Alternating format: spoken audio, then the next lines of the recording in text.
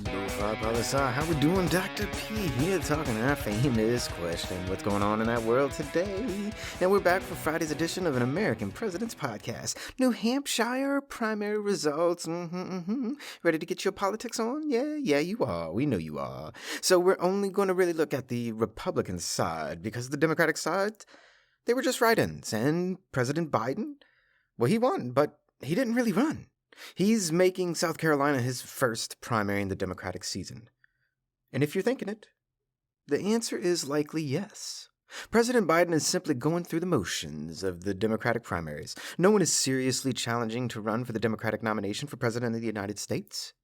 So we're not going to have too much to say about that all season long, because there's simply not much to say. But for the Republican side of things, last week we talked about candidate Ramaswamy dropping out after the Iowa caucus results. And now, earlier this week, Florida governor and presidential candidate DeSantis has dropped out of the race for the Republican nomination for president of the United States as well. Thus, former candidate DeSantis did not run in the New Hampshire primary, meaning we are down to two main contenders for the Republican side of things: candidate Nikki Haley and candidate Donald Trump. There are other candidates still running, but they are not gaining any kind of traction or support.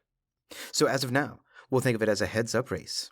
And candidate Trump won New Hampshire with 54.3% of the vote. And candidate Haley gained 43.2% of the vote.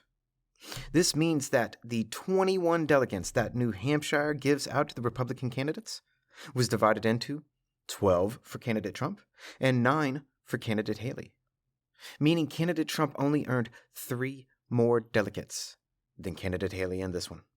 Candidate Haley's percent of the vote has increased drastically since former candidate DeSantis dropped out.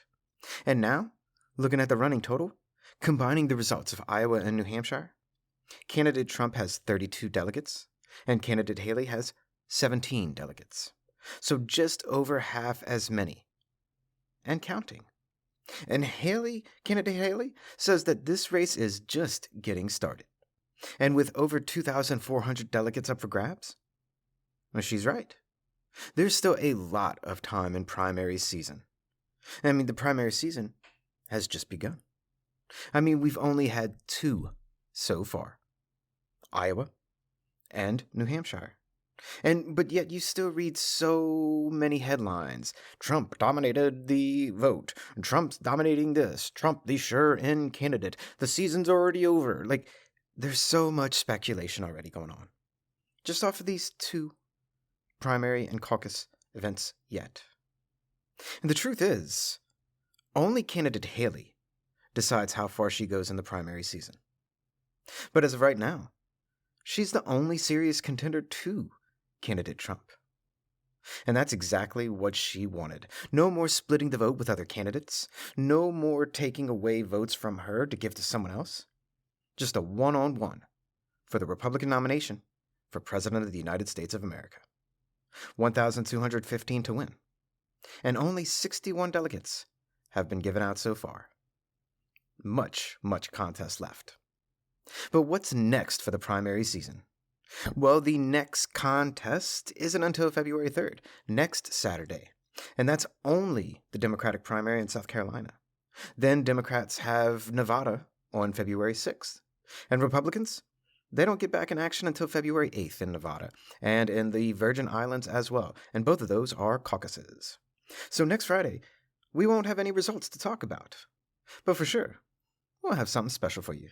Perhaps a special edition of U.S. presidential trivia.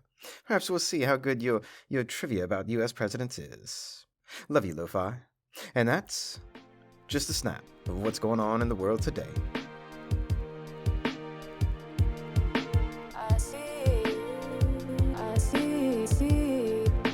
I bring it down like Lofi Poli Sci is more than just me. It's the we that we be. Pickering, signing off.